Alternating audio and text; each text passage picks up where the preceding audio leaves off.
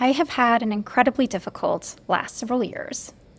It has been full of ups and downs, and in the grand scheme of things, I have a very lucky life. Incredibly lucky.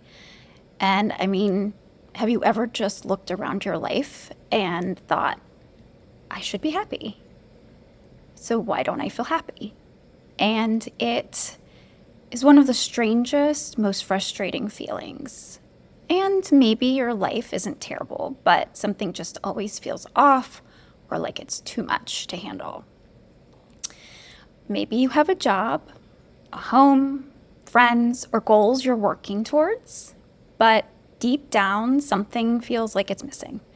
And for a long, long time, that was me. I kept thinking happiness would arrive after the next achievement, after making more money, after becoming more productive, after fixing every flaw I could find in myself, and to be honest, my family. So every time I reached another milestone, the feeling disappeared almost as quickly as it arrived. And so I eventually realized that something that completely changed my life. Happiness wasn't hiding somewhere in the future. It was being quietly destroyed by the way I was living every single day. And so today I wanted to share 10 simple changes I made that helped me genuinely feel happier again. I know that these aren't miracle hacks and they don't require you changing your life overnight, which I think is where people go wrong. They're small shifts and that slowly changed how I experience every day, and it's made a big difference. So let's get started.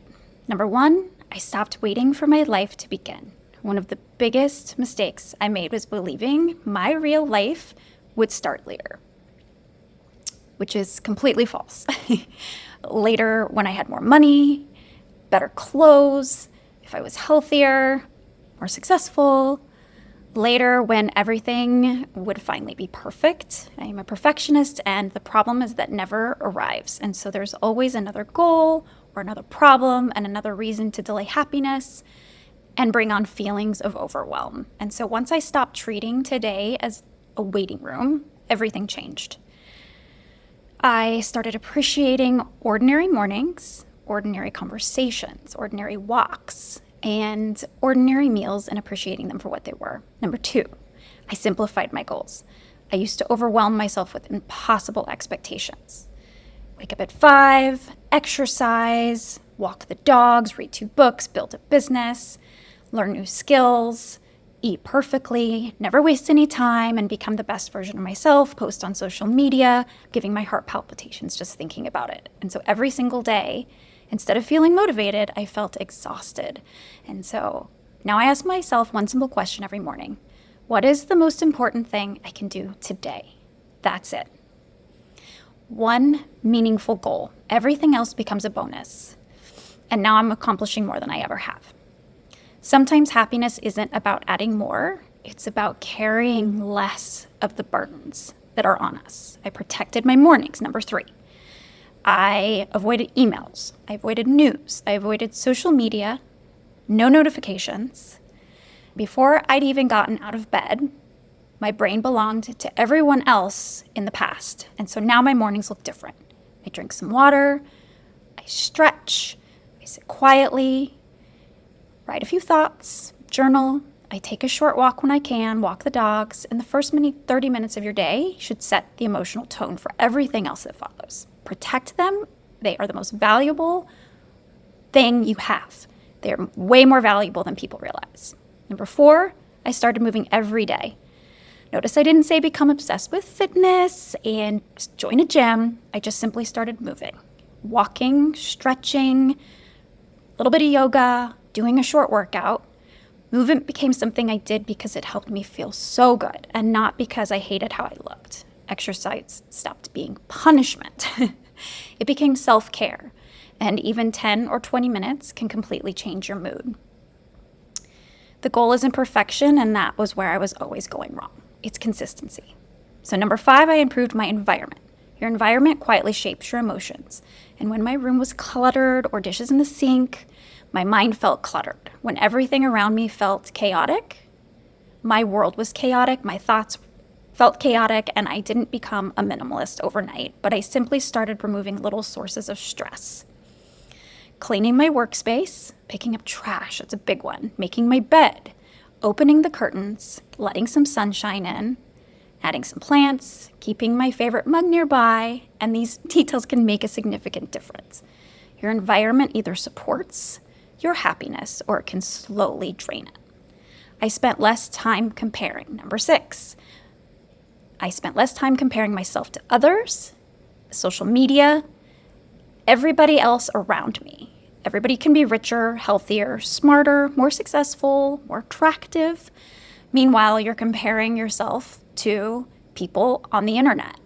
And on a Tuesday afternoon, that's not where you're going to be your best self at all times.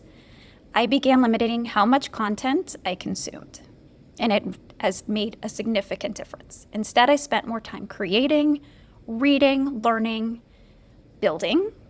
I am trying to build businesses, I'm living, and my happiness increased almost immediately because I stopped measuring my life against people I didn't actually know. And number 7, I invested in real relationships. One honest conversation can improve your mood more than hours of scrolling.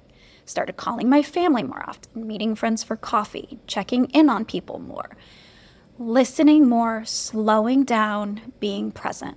We often underestimate how much genuine human connection affects our happiness. And success feels empty when we've experienced it completely alone. Relationships give meaning to almost everything else. Number 8, I learned to say no. For years, I said yes because I didn't want to disappoint anyone. Extra work, extra commitments, extra obligations. Eventually, I became so overwhelmed, and saying yes to everything meant saying no to myself way more than I'd like. Learning healthy boundaries was not selfish. It was necessary. And every time you say yes to something, you're automatically saying no to something else. So choose carefully. Protect your energy. It's one of the greatest investments you can make. Number 9, I started celebrating small wins. I used to ignore my progress. I'd achieve one goal and then immediately move on to the next. Nothing ever felt good enough or like it was enough. And now I intentionally pause.